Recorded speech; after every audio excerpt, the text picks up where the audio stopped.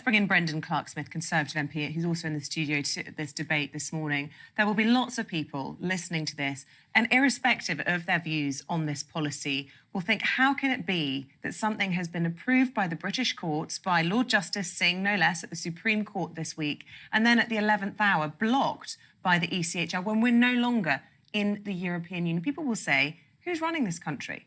Absolutely, and it's about taking back control. And as we've said, it's been through 3 British courts already. It's been to the High Court, the Court of Appeal, the Supreme Court, which doesn't seem to be very supreme at the moment, of course. But the government haven't lost the case here, as Antonio was saying. You know, this is a stay on this. The government could still be successful. We could still have it found in the government's favour. But it is very frustrating. It wastes a lot of money. It wastes a lot of time.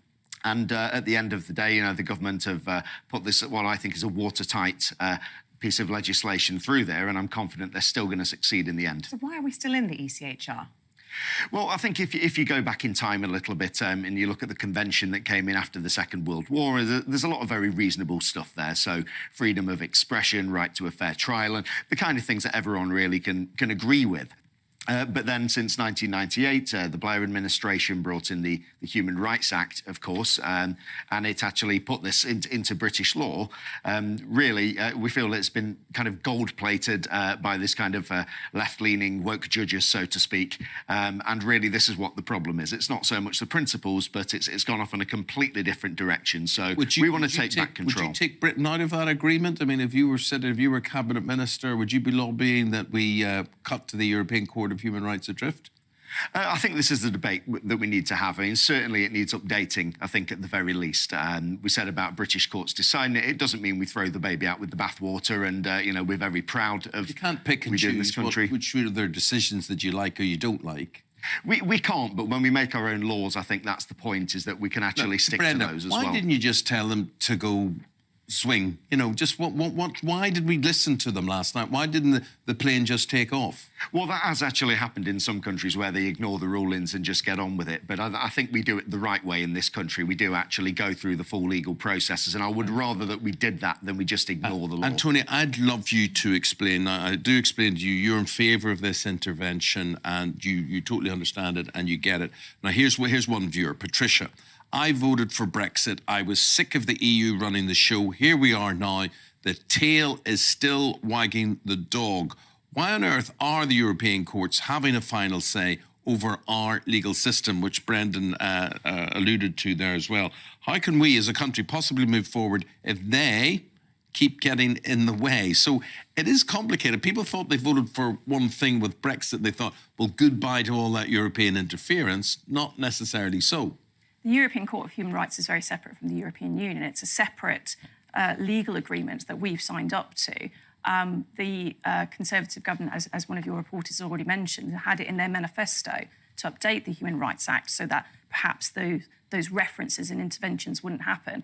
They failed to do that, so it's really the government's own fault that they find them in this position. Let's talk about this judicial review that's due to take place in July, because all of this may happen and, you know, a handful of illegal immigrants may find themselves in Kigali in the next few weeks. It's probable, it's possible. Mm-hmm. The judicial review, how long is that likely to take? And, you know, obviously you haven't got an impartial position, but do you suspect that this policy may be thrown out?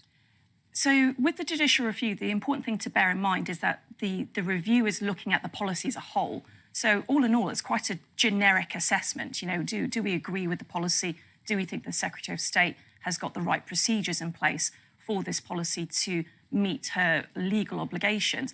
That's quite a high threshold to assess, which is why the earlier attempts have been unsuccessful in the High Court and the Court of Appeal.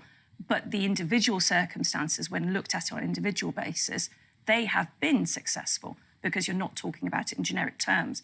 So I wouldn't be surprised if this policy was found to be lawful following some amendments or restrictions by the judges in the judicial review, because that's the nature of what that court case would look at.